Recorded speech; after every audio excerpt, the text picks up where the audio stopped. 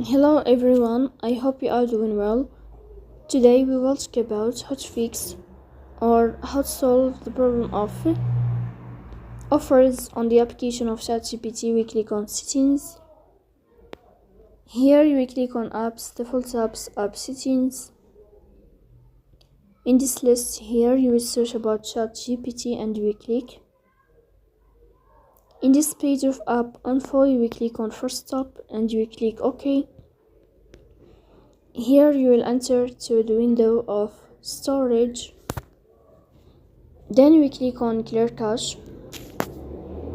In the end you will turn off your phone and you will wait a moment to restart your phone again.